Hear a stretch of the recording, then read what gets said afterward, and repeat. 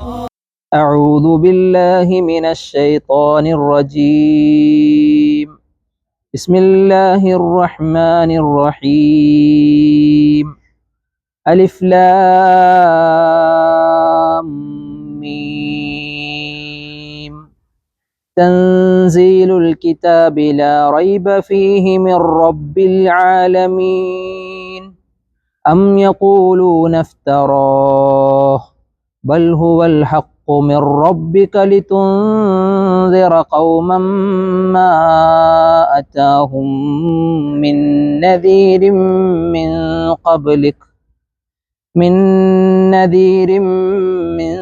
قبلك لعلهم يهتدون. الله الذي خلق السماوات والأرض وما بينهما في 6 أيام ثم استوى على العرش ما لكم من دونه من ولي ولا شفيع أفلا تتذكرون.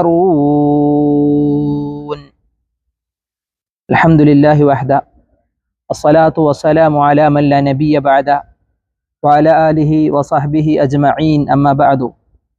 اللهم اغفر لنا ولوالدينا يا رب العالمين അമീൻ. വളരെ ദീർഘനാളത്തെ ഒരു ഇടവേളയ്ക്ക് ശേഷമാണ് നമ്മൾ ഇന്നിവിടെ ഒരുമിച്ച് കൂടിയത്. വിശുദ്ധ ഖുർആൻ പഠനം എന്ന് പറയുന്നത് നമുക്കൊക്കെ വല്ലാത്തൊരു ആശ്വാസവും സമാധാനവും എന്നും നിലനിൽക്കുന്ന ഏറ്റവും നല്ലൊരു ഇബാദത്താണ്. ഇന്ന് ഇമാമ് ഇശാ നമസ്കാരത്തിൽ പാരായണം ചെയ്ത സൂറത്തെ ഹിജ്റിന്റെ അവസാനത്തെ ആയത്തുകൾ എത്രത്തോളം നമ്മൾ നമ്മുടെ ഖുർആനുമായുള്ള ബന്ധം ശക്തിപ്പെടുത്തണമെന്നുകൂടി ഓർമ്മിപ്പിക്കുന്ന ഒരായത്താണ്.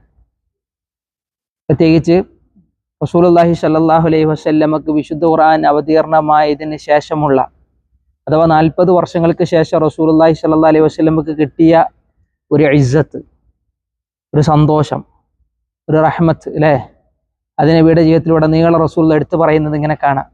അഥവാ നുബുവത്ത് കിട്ടിയതിന് ശേഷമുള്ള ഇഖറ എന്ന് പറഞ്ഞിട്ട് അള്ളാഹ് ഇറക്കി തന്നു, വായിച്ചു തുടങ്ങുക എന്ന് പറഞ്ഞതിന് ശേഷം റസൂലുള്ളാഹി സ്വല്ലല്ലാഹു അലൈഹി വസല്ലമ കണ്ടെത്തിയ ആശ്വാസം അത് വല്ലാത്തതാണ്. അപ്പൊ ഇന്ന് ആ സൂറത്ത് ഹിജ്റയിലെ അവസാനത്തെ ആയത്ത് ഇങ്ങനെ ഓതിയപ്പോൾ നമ്മുടെ ഈ സൂറത്തിന്റെ പശ്ചാത്തലവുമായി ബന്ധപ്പെട്ട് നിലനിൽക്കുന്നത് തന്നെയാണ് സൂറത്ത് സജദയുടെ. കാരണം മക്കിയയായ സൂറത്താണ്. സൂറത്ത് സജദയും മക്കിയയാണ്. മാ നസലത്ത് ഖബ്ലൽ ഹിജ്റ, ഹിജ്റക്ക് മുമ്പ് അവതീർണമായ സൂറത്തുകളിലൊന്ന്. പ്രത്യേകിച്ച് നമ്മളൊക്കെ ഏറ്റവും കൂടുതൽ പഠിക്കേണ്ടതും മനസ്സിലാക്കേണ്ടതും മക്കിയയായ സൂറത്തുകളാണ്. കാരണം എന്താ, മക്കിയയായ സൂറത്തുകളിൽ സ്വർഗ നരകത്തെ സംബന്ധിച്ചൊക്കെ അള്ളാഹു സംസാരിക്കുന്നു. അള്ളാഹുവിൻ്റെ കഴിവുകൾ അള്ളാഹു സംസാരിക്കുന്നു അല്ലെ. നമ്മുടെ മരണവും മരണാനന്തരവുമായ ജീവിതത്തെ സംബന്ധിച്ച് അള്ളാഹ് സംസാരിക്കും. അത് നമ്മളെ മനസ്സിനെങ്ങനെ കഴുകിക്കളയാൻ, മനസ്സിനെ വല്ലാതെ സ്വാധീനിക്കുന്നതാണ്. പരലോക ചിന്ത ഉണ്ടാവുമ്പോഴാണ് ഒരാൾ നല്ല വ്യക്തിയാകുന്നത്. പരലോക ചിന്ത ഉണ്ടാവുമ്പോഴാണ് അയാൾ മൂല്യങ്ങളെ സംബന്ധിച്ചും മറ്റുള്ള കാര്യങ്ങളെ സംബന്ധിച്ച് ആലോചിക്കുക. എന്നിട്ട് പരലോകം ഇല്ലെങ്കിലോ തോന്നിവാസിയാവാം. ഭൂരിഭാഗം ആളുകളും തോന്നിവാസികളാകുന്നത്, തെമ്മാടികളാകുന്നത് അള്ളാഹുവിനെ സംബന്ധിച്ചും പരലോകത്തെ സംബന്ധിച്ചും ചിന്തയില്ലാത്തതുകൊണ്ടാണ്. അതുകൊണ്ട് തന്നെ ഖുർആന്റെ ആദ്യകാലങ്ങൾ മക്കിയയായ സൂറത്തുകളുടെ ഒരു പ്രത്യേകത, നിങ്ങൾ അത് ചെയ്യ്, നമസ്കരിക്ക്, നോമ്പൊൽക്ക് എന്ന് പറഞ്ഞിട്ടുള്ള ആയത്തുകളായിരുന്നില്ല. ആയിഷ ബീവി പറയാണ്, റസൂലുള്ളാഹി സ്വല്ലല്ലാഹു അലൈഹി വസല്ലമയുടെ കൂടെ വകുന്തു ജാരിയ, ഞാനൊരു ചെറിയ പെൺകുട്ടിയായിരുന്നു.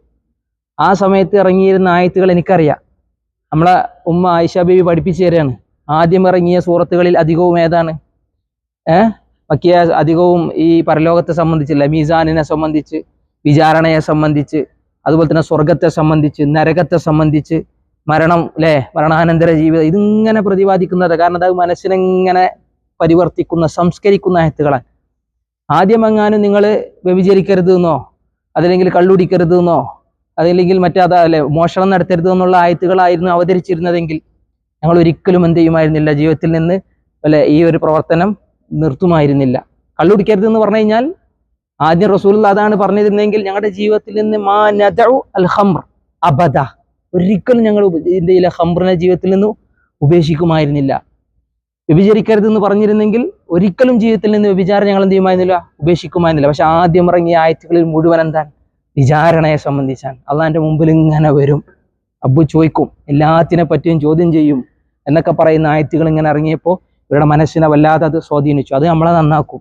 ഇന്ന് മുസ്ലിം കുടുംബങ്ങളിൽ നിന്നുള്ള ഒരുപാട് കെട്ട വാർത്തകൾ അല്ലേ, എന്തെല്ലാം ദുഷിച്ച വാർത്തകൾ ഇന്ന് വർദ്ധിച്ചുകൊണ്ടിരിക്കുന്നു. ഈ സമയത്ത് നമുക്ക് പഠിക്കാനുള്ളത് മക്കിയായ സൂറത്തുകളാണ്.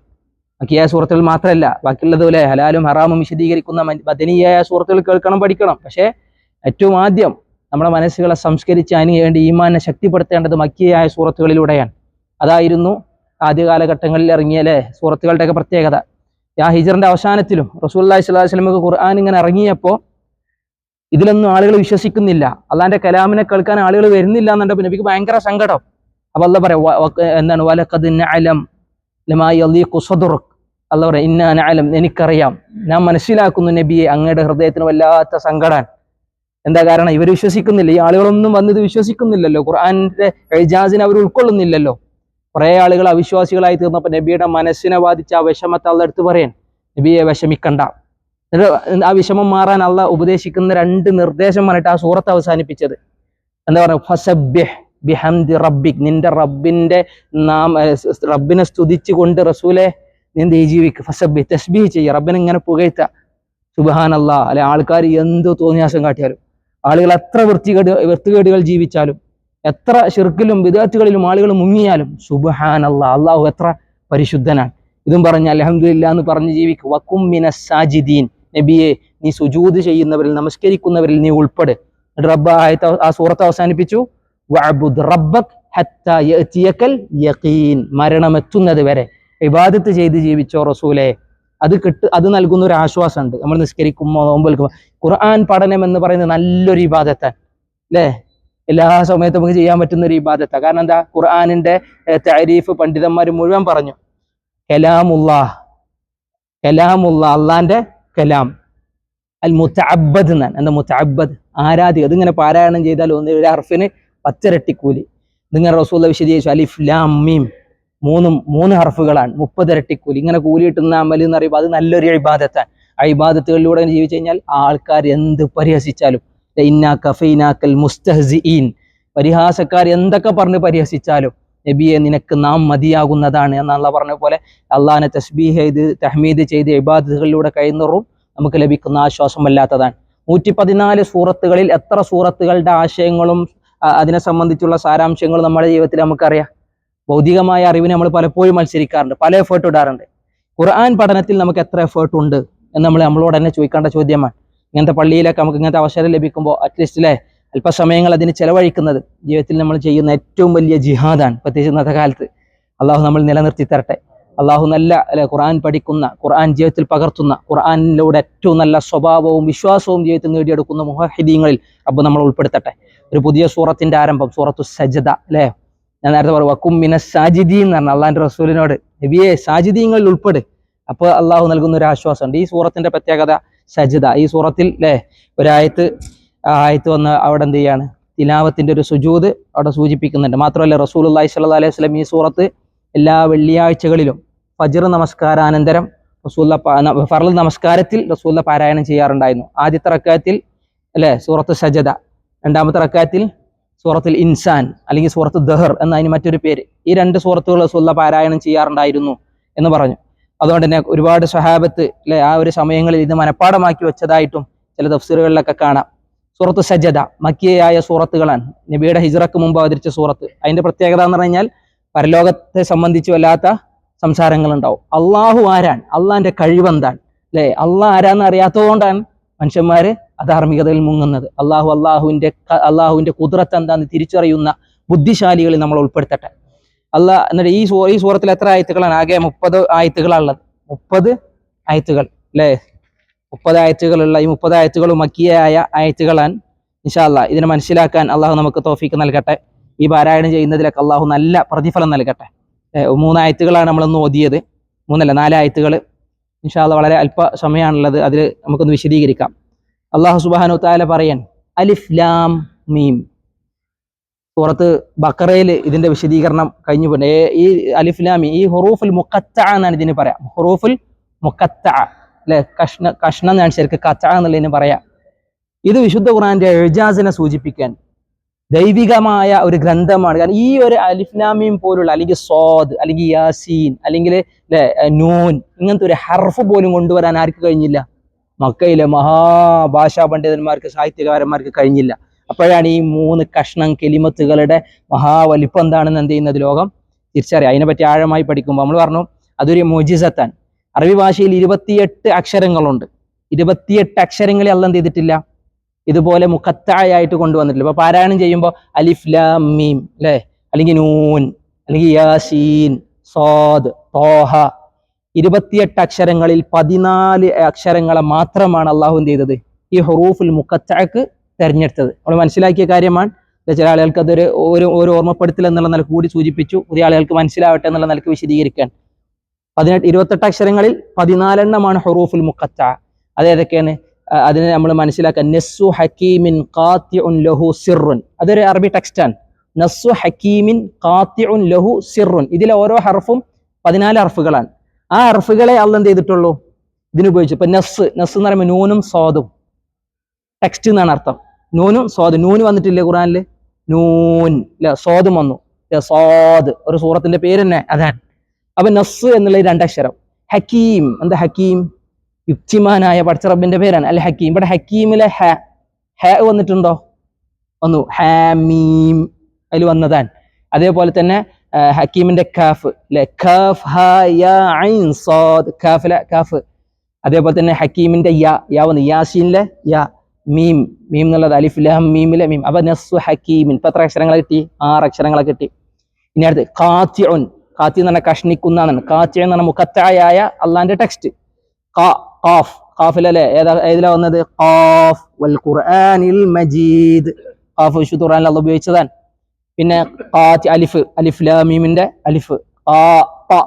ത എന്നാണ് അക്ഷരം, ത്വാഹ വന്നതാണ്. ഖാത്തി ഐൻ, ഐൻ സീൻ ഖാഫ്, ഐൻ അവിടെ വന്നതാണ്. അപ്പൊ നസ്സു ഹക്കീമിൻ ഖാത്തി, അതിലിപ്പോ ഏകദേശം എത്രണ്ണായി? 6ഉം 9 എണ്ണായി അല്ലെ. ലഹു സിർറുൻ, ലഹു എന്നെ ലാമ് വന്നല്ലേ, അലിഫ് ലാം മീമിലെ ലാമ്. ഹു ലഹു ഹ, ഹ വന്നു, അല്ലെങ്കിൽ കാഫ് ഹ യ അല്ലെ, അവിടെ ഹ അള്ളാഹ് ഉപയോഗിച്ചു. അപ്പൊ നസ്സു ഹക്കീമിൻ ഖാത്തിഉൻ ലഹു സിർറുൻ, എന്നുള്ള സീൻ ഏതാ? യാസീൻ, ആ സീന്. റ അലിഫ് ലാം റ അല്ലെ, ഒരു സൂറത്ത് ആരംഭിച്ച് സൂറത്ത് യൂസുഫ് ആരംഭിച്ചത് അങ്ങനെയാണ്, റ. അപ്പൊ 14 അക്ഷരം. ബാക്കി 14 അക്ഷരത്തെ അള്ളാഹ് തെരഞ്ഞെടുത്തില്ല. അപ്പൊ ഉദാഹരണത്തിന് ബ അല്ലെ, ത ഒന്നും വന്നിട്ടില്ലല്ലോ.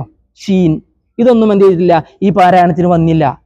അപ്പൊ അതിനെ സംബന്ധിച്ചുള്ള ചർച്ച തന്നെ മഹാവിശുദ്ധ ഖുർആനിന്റെ മോജിസത്തിനെയാണ് എന്ത് ചെയ്യുന്നത് സൂചിപ്പിക്കുന്നത്. വലിയ വലിയ ഗവേഷണങ്ങൾ ഈ ഒരു വിഷയത്തിൽ തന്നെ നമുക്ക് കാണാം. മഹാപണ്ഡിതന്മാരും മുഫസ്സിരീങ്ങളുടെ മക്കാരെ വെല്ലുവിളിക്കാൻ ഇങ്ങനത്തെ അള്ളാഹ് പറഞ്ഞില്ലേ, ഒരായത്ത് എന്ന് പറയുമ്പോൾ ഇതൊരു സ്വാദ് ഒരായത്താണ്, നൂൻ ഒരായത്താണ്. എന്തേ മക്കാർക്ക് അത് കൊണ്ടുവരാൻ കഴിയാഞ്ഞത്? നമ്മൾ വിചാരിക്കുമല്ലോ ഓരോ അറബികളല്ലേ എന്താ കൊണ്ടുവരാൻ കഴിയാഞ്ഞത്? ഒരു പുതിയ പദത്തെ ഉരുത്തിരിച്ചു കൊണ്ടുവരാൻ അവർക്ക് എന്തുണ്ടായിരുന്നില്ല? വിവരം ഉണ്ടായിരുന്നില്ല. അവർ എത്ര മഹാ അഗ്രഗണ്യന്മാരായ കവികളാണെങ്കിൽ പോലും ഒരാളിപ്പോൾ കൊണ്ടുവരാൻ നിന്നു, അവരിലെ ഏറ്റവും വലിയ സാഹിത്യകാരന്മാർ കൊണ്ടുവരാൻ നിന്നാൽ തന്നെ അവരെന്താവും? അവർക്കറിയും മറ്റുള്ള ആളുകളൊക്കെ മഹാവിവരമുള്ളവരാൻ. ആ കൂട്ടത്തിൽ ഇപ്പൊ ഞാൻ അത് കൊണ്ടുവന്നു കഴിഞ്ഞാൽ ഇത് വിഡ്ഢിത്തമാണ് എന്ന് ആർക്ക് മനസ്സിലാവും? വിവരമുള്ള ആളുകൾക്ക് മനസ്സിലാവും. അതുകൊണ്ട് ആളുകൾ എന്ത് ചെയ്യില്ല, അതിന് തുനിഞ്ഞില്ല. അപ്പൊ നമ്മുടെ കൂട്ടത്തിൽ തന്നെ നല്ല മഹാകവികൾ ഉണ്ടാവും. ആ കവികൾക്ക് ഒരു കവിത എഴുതി ഏറ്റവും വലിയ കവികൾക്കിടയിൽ അതിനെ പ്രസന്റ് ചെയ്യാന്ന് പറയുമ്പോൾ ഒരു ഭയം ഉണ്ടാവും ഉള്ളില്. കാരണം അതിന്റെ എല്ലാ ന്യൂനതകളും ആർക്കറിയും? അറിവുള്ളവൻക്കറിയും. അതുകൊണ്ട് തന്നെ ഭാഷയിൽ നല്ല നിപുണരായിരുന്ന ഖുറൈശികളുടെ ഭാഷയാണ് വിശുദ്ധ ഖുർആൻ ഇറങ്ങിയതെന്നാണ്. ഖുറൈശികൾ ഈ ഭാഷയിൽ അഗ്രഗണ്യന്മാരായിരുന്നു. അവരിങ്ങനെ കച്ചവടത്തിന് പോകുമ്പോൾ ഏറ്റവും നല്ല സ്ഫുടമായി സംസാരിക്കുന്നവരായിരുന്നു. അവരവരുടെ ഈ അണപ്പല്ലുകളിൽ അറബി ഭാഷയെ കൊളുത്തിയിടാറുണ്ടായിരുന്നു എന്നാണ് ചരിത്രകാരന്മാർ രേഖപ്പെടുത്തിയത്. അപ്പൊ ഇവർക്ക് അറബി ഭാഷയിൽ അറിവുള്ള ഇവർക്കിടയിൽ ഒരു ഹർഫിനെ ഒരു ആയത്തായി കൊണ്ടുവന്നു കഴിഞ്ഞാൽ അത് മൗഢ്യമാണ്, അത് വിഡ്ഢിത്തമാണെന്ന് അവർക്ക് തിരിയും. അതുകൊണ്ടാണ് ഒരു സാഹിത്യകാരൻ എന്ത് ചെയ്യാഞ്ഞത്? തുനിഞ്ഞ ആളുകളൊക്കെ ലോകത്ത് എന്ത് ചെയ്തിട്ടുള്ളൂ? ലഭ്യരായി പോയിട്ടേ ഉള്ളൂ. അതാണ് വിശുദ്ധ ഖുർആനിന്റെ മുഅ്ജിസത്ത് എന്നാണ്. അത് ഭാഷാപരമായുള്ള ചർച്ചകളിലാണ് അത് പോവുക. ഏതായാലും ഞാൻ അങ്ങോട്ട് വല്ലാതെ വലിച്ചു നീട്ടുന്നില്ല. അലിഫ് ലാം മീം അത് അള്ളാഹുവിന്റെ കലാമാണ്. അതുകൊണ്ട് തന്നെ ഈ മുഖത്തക്ക് ശേഷം കടന്നു വരുന്ന ആയത്ത്, ഇതിന് ശേഷം വരുന്ന ആയത്ത് അത് ഖുർആനെ പറ്റിയുള്ള ആയത്തായിരിക്കും. ഉദാഹരണത്തിന് യാസീൻ, അടുത്ത ആയത്ത് ഏതാ? വൽ ഖുർആനിൽ ഹക്കീം, ഖുർആനെ സംബന്ധിച്ചുള്ള പ്രതിപാദനമാണ്. അലിഫ് ലാം മീം ദാലിക്കൽ കിതാബു ലാ റൈബ ഫീ ഹുദൽ ലിൽ ദാലിക്കൽ കിതാബ്. അപ്പോൾ ഈ മുഖത്തക്ക് ശേഷം കടന്നു വരുന്ന ആയത്തുകൾ അധികവും ഖുർആനുമായി ബന്ധപ്പെട്ട ആയത്താണ്. അത് ഖുർആനിലെ ആയത്താണ്, അള്ളാന്റെ കലാമാണ്. പക്ഷെ അതിന്റെ മഅന ആർക്കറിയുള്ളൂ? അള്ളാഹു ആലം. ചില മുഫസ്സിറുകൾ പറഞ്ഞ അതിന് പ്രത്യേകമായ അർത്ഥങ്ങൾ ഉണ്ടെന്ന് പറഞ്ഞവരുണ്ട്. പക്ഷെ ഭൂരിഭാഗം മുഫസ്സിറുകൾ പറഞ്ഞു അതിനെന്തില്ല, പ്രത്യേകമായ അർത്ഥങ്ങളില്ല, ഖുർആന്റെ ഇജാസിനെ സൂചിപ്പിക്കുകയാണ്. അതുകൊണ്ടാണ് അലിഫ് ലാം മീം അല്ലെ, അത് ഓതിയാൽ തന്നെ റസൂലുള്ള അങ്ങനത്തെ ഒരു ഇതാണ് ഉദാഹരണമായിട്ട് എടുത്തതും. ഖുർആനിന് കൂലി ഉണ്ട് എന്ന് പറയാന് ഈ അലിഫ് ലാം മീമിനെ എടുത്തത്. മൂന്ന് ഹർഫ്, ഒന്ന് ഓതിയാൽ അതിനെത്ര 10 ഇരട്ടി കൂലി, 30 ഇരട്ടി കൂലി ഒരാൾക്ക് എന്ത് ചെയ്യും, അത് പാരായണം ചെയ്യുന്നതിലൂടെ ലഭിക്കുന്നതാണ്. അൽ മുതഅബ്ബദു ബി തിലാവതിഹി, ഖുർആൻ അതിന്റെ പാരായണത്തിലൂടെ ഇബാദത്ത് നടത്തപ്പെടുന്ന ഒരു ആരാധനയാണ്. വഅബ്ദുർ റബ്ബക ഹത്താ യഅതിയകൽ യഖീൻ, ഇമാം ഓതി നിന്റെ മരണം വരുത്തുന്നത് വരെ നീ എന്ത് ചെയ്യുക, റബ്ബിനെ ഇബാദത്ത് ചെയ്യുക, ഖുർആൻ അനുസരിച്ച് ഖുർആൻ പാരായണം ചെയ്ത് ജീവിച്ചാൽ മതി എന്നർത്ഥം. അള്ളാഹു ആശ്വാസം തരും. അലാ ബിദിക്രില്ലാഹി തത്മഇന്നുൽ ഖുലൂബ്, ഹൃദയങ്ങൾക്ക് സമാധാനം അള്ളാഹു സമ്മാനിക്കും. അള്ളാഹു നൽകട്ടെ. റബ്ബ് പറ തൻസീലുൽ കിതാബി ലാ റൈബ ഫീഹി മിർ റബ്ബിൽ ആലമീൻ. ഓതുമ്പോൾ ശ്രദ്ധിക്കണം, തൻസീൽ നൂനിന് അവിടെ എന്തില്ല, ഒരു സുക്കൂന്റെ അടയാളം കൊടുത്തില്ല, കാരണം അവിടെ മണിക്കല. തൻസീലുൽ അല്ലേ, തൻസീലുൽ കിതാബി ലാ റൈബ ഫീഹി മിർ മിൻ കഴിഞ്ഞതിന് ശേഷം അവിടെ എന്താണ്, റാമിനോട് ശ്രദ്ധ കൊടുത്തു. കാരണം എന്താ, അതിലേക്ക് ചേർക്കാം മിർ റബ്ബി, മിൻ റബ്ബി എന്ന് പറയാൻ പറ്റൂല, മിർ റബ്ബിൽ ആലമീൻ. ഇത് ബഖറയിൽ അതേ ആയത്താൻ, അലിഫ് ലാം മീം ദാലിക്കൽ കിതാബു ലാ റൈബ ഫീഹി ല ദാലിക്കൽ കിതാബു ലാ റൈബ ഫീഹി ഹുദൽ ലിൽ മുത്തഖീൻ. അതേപോലെ ഒരു ആശയം വരുന്ന ഒരായത്തുമാണിത്. തൻസീലുൽ കിതാബ് അല്ലേ, ഈ ഖുർആന്റെ അവതീർണം. ലാ റൈബ ഫീ, അതിലൊരു റൈബ് ഉണ്ട്, റൈബ് സംശയം എന്നാണ്, ശക്ക്. ഖുർആനിൽ പല സ്ഥലത്തുള്ള ഉപയോഗിച്ച ഒരു കലിമയാണ് റൈബ് എന്നുള്ള പദം. റീബത്ത് എന്ന് ഉപയോഗിക്കാറുണ്ട് അറബികള് അല്ലേ. ലാ റൈബ് ഫീഹി, ഫീഹി നഹി, ഹി എന്ന് പറഞ്ഞാൽ ഫിൽ കിതാബ്, ആ കിതാബിൽ ഒരു സംശയത്തിനുമായി. ഇത് വേറെ ഒന്നും ഇറങ്ങിയതല്ല, നബി ഒന്നെങ്കിലും എഴുതി കൊണ്ടുവന്നതല്ല, നബി ആരെങ്കിലും കോപ്പി അടിച്ച് കൊണ്ടുവന്നതല്ല. കാരണം നബിക്ക് എഴുതാൻ അറിയുമായിരുന്നില്ല, വായിക്കാൻ അറിയുമായിരുന്നില്ല. ഇതിനു മുമ്പുണ്ടായിരുന്ന സൂറത്തിൽ നമ്മൾ പഠിച്ചു അല്ലെ, റസൂലെ മാ കുന്ത മിൻ ഖബ്ലിഹി മാ കുന്ത തത്ലു മിൻ ഖബ്ലിഹി മിൻ കിതാബ്, ഒരു കിതാബും ഇതിനു മുമ്പ് എന്ത് ചെയ്തിട്ടില്ല നബിയെ നീ വായിച്ചു, ഒരു കിതാബ്. മിൻ കിതാബ്, അവിടെ മീം മിൻ എന്നുള്ള പദം തന്നെ എന്താണ്, ഒരു എന്നുള്ള അർത്ഥത്തില. തൗറാത്ത് വായിക്കാൻ നബിക്ക് അറിയുമായിരുന്നില്ല, ഇഞ്ചീൽ വായിക്കാൻ നബിക്ക് അറിയുമായിരുന്നില്ല. അതുപോട്ടെ വേറൊരു കിതാബും ആരെഴുതി കൂട്ടിയ ഒരു വരി, ഒരു ഏട് പോലും വായിക്കാൻ ആർക്ക് വിവരം ഉണ്ടായിരുന്നില്ല, റസൂലുള്ളാഹി സ്വല്ലല്ലാഹു അലൈഹി വസല്ലമക്ക് വിവരം ഉണ്ടായിരുന്നില്ല. വലാ തഖുത്തുഹു ബിയമീനിക്, അല്ലാഹ് പറയാ നിന്റെ കൈകൊണ്ട് നിനക്ക് എഴുതാനും അറിയാം, ഒരു ഹത്ത്, ഒരു വര, ഒരു ഹർഫ് എഴുതാൻ പോലും ആർക്കറിയുമായിരുന്നില്ല, നബിയെ നിനക്കറിയുമായിരുന്നില്ല. ഇദൻ ലർതാബൽ മുബ്തിലു, എങ്ങാനും അറിവുണ്ടായിരുന്നെങ്കിൽ മുബത്തിലിങ് ബാത്തിലിങ്ങിന്റെ ആൾക്കാർ, അഥവാ ഇത് നബി അവിടുന്ന് കട്ടെടുത്തതാണ്, അല്ലെങ്കിൽ ആരോ എഴുതി കൊടുത്തതാണ്, അല്ലെങ്കിൽ ഭ്രാന്തൻ വർത്തമാനമാണ്, മാരണമാണ് എന്നൊക്കെ പറഞ്ഞ ആൾക്കാർ അവർക്ക് തെളിവാകുമായിരുന്നു. അതിന് നബിക്കൊന്നും അറിയാം. പക്ഷെ ഇഖ്റ എന്ന് പറഞ്ഞപ്പോൾ ആദ്യം എന്താ റസൂലുള്ള പറഞ്ഞത് ഹിറയില്, മാ അന ബിഖാരി, എനിക്ക് വായിക്കാൻ അറിയില്ല. വീണ്ടും ജിബ്രീൽ കൂട്ടിപ്പിടിച്ച് 3 തവണ നബിനെ എന്ത് ഇറുക്കി പിടിച്ച് ഭയചകിതനായ റസൂൽ ഇഖ്റ എന്ന് പറഞ്ഞിട്ട് ഓതി വായിപ്പിക്കാൻ ആയത്തുകളെ ആയത്തുകളിലൂടെ അള്ളാഹുവിന്റെ പ്രവാചകന് ഹർഫുകളും കെലിമത്തുകളും അതുപോലെ തന്നെ ഒരു ജുംലയും ഒക്കെ അള്ളാഹു എന്ത് ചെയ്യണ്, പരിചയപ്പെടുത്തി കൊടുക്കാൻ, ലോകത്തെ മഹാപണ്ഡിതനാക്കി അള്ളാഹ് ഇങ്ങനെ കൊണ്ടുവരാൻ റസൂലുള്ളാഹി സ്വല്ലല്ലാഹി അലൈഹി വസല്ലമയെ. അതാണ് ലാ റൈബ ഫീ, ഈ കിതാബിൽ ഒരു സംശയമുണ്ട്. അത് ആരുതാ, മിർ റബ്ബിൽ ആലമീൻ, നമ്മളെ കയ്യിലിരിക്കുന്ന അള്ളാഹിന്റെ കലാം. ആലോചിച്ച് നോക്കി, എന്ത് സൗഭാഗ്യവാന്മാരാ. ലോകത്ത് എന്തിനെല്ലാം ആളുകൾ സമയം ചെലവഴിക്കുന്നു. അള്ളാഹു നമുക്ക് മഹാസൗഭാഗ്യതാണ്, റബ്ബുൽ ആലമീനിൽ നിന്നുള്ള കലാമിനെ വായിക്കാൻ, അതനുസരിച്ച് ജീവിക്കാൻ, അതിനെ പാരായണം ചെയ്യാൻ അള്ളാഹ് നമുക്ക് ആയുസ്സില്ല, അതിന് തൗഫീക്ക് നൽകി. എത്ര സുജൂദ് കിടക്കണം നമ്മൾ. പക്ഷെ നമുക്ക് ഈ ഇസ്ലാമിന്റെ ഈ ഖുർആന്റെ വലിപ്പം ചെയ്യുന്നില്ല, ലോകം തിരിച്ചറിയുന്നില്ല. അള്ളാഹു നമ്മളെ കാത്തിരക്ഷിക്കുമാറാവട്ടെ. റബ്ബിൽ ആലം, ആലം എന്ന് പറഞ്ഞു കഴിഞ്ഞാൽ ലോകം എന്നാണ്. പക്ഷെ ആലമീൻ ജംആൻ, പ്ലൂരൽ. എന്താ, സർവ്വലോകം. അല്ല ആലം എന്നുള്ള സർവ്വലോകം, ആകാശത്തുള്ള അതും അല്ല, മനുഷ്യരുടെ ലോകവും ജിന്നുകളുടെ ലോകവും മലക്കളുടെ ലോകവും, അങ്ങനെ ലോകം എത്ര ഉണ്ടെന്ന് അള്ളാഹുവിനെ അറിയാം, അള്ളാഹു ആലം. പക്ഷെ ആ ലോകരിൽ ആ ലോകർക്കുള്ള എല്ലാ ലോകർക്കും ഒറ്റ റബ്ബേ ഉള്ളൂ, റുബൂബിയത്തിലെ.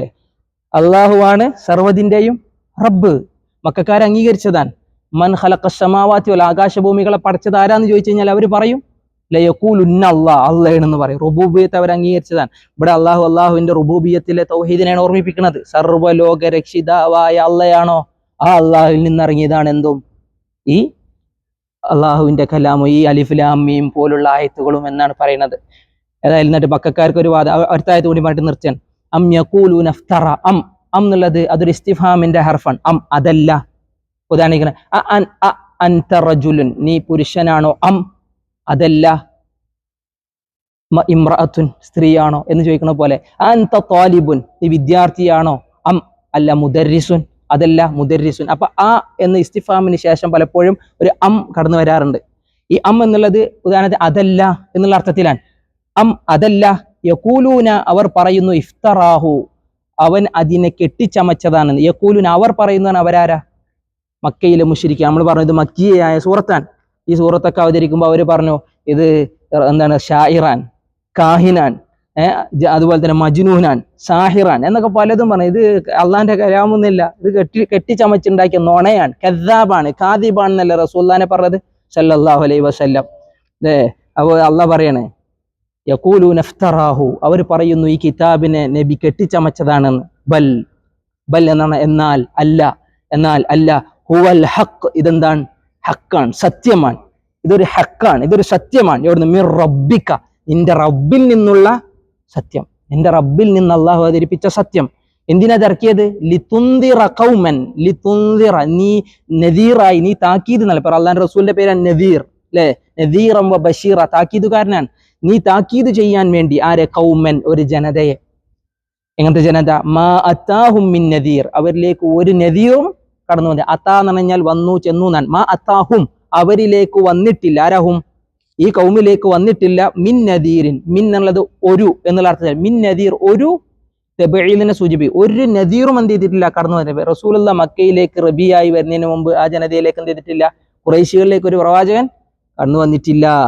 അതാണ് ആ പറഞ്ഞത് മിൻ ഖബ്ലിക് നിനക്ക് മുമ്പ് എന്ത് ചെയ്തിട്ടില്ല? ഈ അറബികളിലേക്ക് ഒരു റസൂൽ ഇതിനു മുന്നേ വന്നിട്ടില്ല. ലഅല്ലഹും യഹ്തദൂൻ ലഅല്ലഹും യഹ്തദൂൻ അങ്ങനെ അവർ ഹിദായത്തിലാകാൻ വേണ്ടി അള്ളാഹു നിന്നെ പറഞ്ഞയച്ചതാണ്. അതിനുവേണ്ടി റബ്ബ് അവതരിപ്പിച്ചതാണ് ഈ ഹക്ക്. ഇതിൽ ഒരു സംശയവും വേണ്ട. അവർ പറയും കെട്ടിച്ചമച്ചതാണ്. ഇതെന്തല്ല? ഇത് കെട്ടിച്ചമച്ചതല്ല. ഇത് സർവ്വലോക രക്ഷിതാവിൽ നിന്ന് അവതീർണമായ റബ്ബിന്റെ സംസാരമാണ്. അള്ളാഹു സുബ്ഹാനഹു തആല അള്ളാഹുവിന്റെ സംസാരത്തെ നന്നായി പാരായണം ചെയ്യാനും നന്നായി പഠിക്കാനും മനസ്സിലാക്കാനും അതനുസരിച്ച് ജീവിക്കാനും അള്ളാഹു നമുക്ക് തൗഫീഖ് നൽകി അനുഗ്രഹിക്കുമാറാവട്ടെ. ബാക്കിയുള്ള ആയത്തുകൾ ഇൻഷാ അല്ലാഹ് വരും ആഴ്ചകളിൽ നമുക്ക് ഇരുന്ന് വിശദീകരിക്കാം. അള്ളാഹു അതിന് നമുക്ക് എല്ലാവിധ ആഫിയത്ത് നൽകട്ടെ, അതിനുള്ള ക്ഷമ നൽകട്ടെ, അതിനുള്ള മനസ്സും അള്ളാഹു പ്രദാനം ചെയ്യുമാറാവട്ടെ. ഖുർആൻ നന്നായി പാരായണം ചെയ്യുന്നവരിൽ അള്ളാഹു നമ്മൾ ഉൾപ്പെടുത്തട്ടെ. നമ്മുടെ ഖുർആൻ പാരായണത്തിലെ പോരായ്മകൾ പരിഹരിക്കാനുള്ള അറിവ് അള്ളാഹു നമുക്ക് പ്രദാനം ചെയ്യട്ടെ. അള്ളാഹു സുബ്ഹാനഹു തആല നമ്മളിൽ നിന്ന് സ്വീകരിക്കട്ടെ. നമ്മളെ പല പ്രയാസങ്ങളും ബുദ്ധിമുട്ടുകളും നമുക്ക് പല മാനസികമായും ശാരീരികമായും സാമ്പത്തികമായൊക്കെ പ്രയാസം അനുഭവിക്കുന്നവർ നമ്മുടെ ചുറ്റുപാടുണ്ട്. അള്ളാഹു അവർക്ക് ആശ്വാസം കൊടുക്കട്ടെ, അള്ളാഹു അവർക്ക് സമാധാനം കൊടുക്കട്ടെ. അവരുടെ ജീവിതത്തിൽ അള്ളാഹു നല്ല പോംവഴികൾ അള്ളാഹു പ്രദാനം ചെയ്യുമാറാവട്ടെ. അള്ളാഹുവിനെ സൂക്ഷിച്ച് ജീവിക്കുന്നവരിൽ റബ്ബേ നീ ഞങ്ങൾ ഉൾപ്പെടുത്തണേ. അള്ളാഹു ഞങ്ങളുടെ പ്രയാസങ്ങളെ മാറ്റിത്തരണേ. ഞങ്ങളുടെ മാതാപിതാക്കൾക്ക് ഏറ്റവും നല്ല ആഫിയത്ത് കൊടുക്കണേ റബ്ബേ. അവർക്ക് റഹ്മത്ത് ശരിയണേ റബ്ബേ. ഞങ്ങളിൽ നിന്ന് മരണപ്പെട്ടവരുടെ ഖബറിടം വിശാലമാക്കണേ, സ്വർഗത്തോപ്പാക്കണേ റബ്ബേ. അവരെയും ഞങ്ങളെയും നിന്റെ ജന്നാത്തുൽ ഫിർദൗസിൽ ഒരുമിച്ച് കൂട്ടി അനുഗ്രഹിക്കണേ. അള്ളാഹുവേ ഞങ്ങൾ ഏറ്റവും നല്ല ഇബാദത്ത് ചെയ്യുന്ന നല്ല ഇബാദുകളിൽ റബ്ബേ നീ ഞങ്ങൾ ഉൾപ്പെടുത്തണേ. ഞങ്ങളുടെ ആരാധനകളെ സ്വീകരിക്കണേ റബ്ബേ, നമ്മുടെ പ്രാർത്ഥനകളെ സ്വീകരിക്കണേ. റബ്ബന ആതിനാ ഫിദ്ദുനിയ ഹസന വഫിൽ ആഖിറതി ഹസന വഖിനാ അദാബന്നാർ. റബ്ബന തഖബ്ബൽ മിന്നാ ഇന്നക അൻത സമീഉൽ അലീം വതുബ് അലൈനാ ഇന്നക അൻത തവ്വാബുർ റഹീം. ആമീൻ ആമീൻ ബിറഹ്മതിക യാ അർഹമർ റഹീമീൻ. ജസാകുമുല്ലാഹു ഖൈറ. അസ്സലാമു അലൈക്കും വറഹ്മത്തുള്ളാഹി.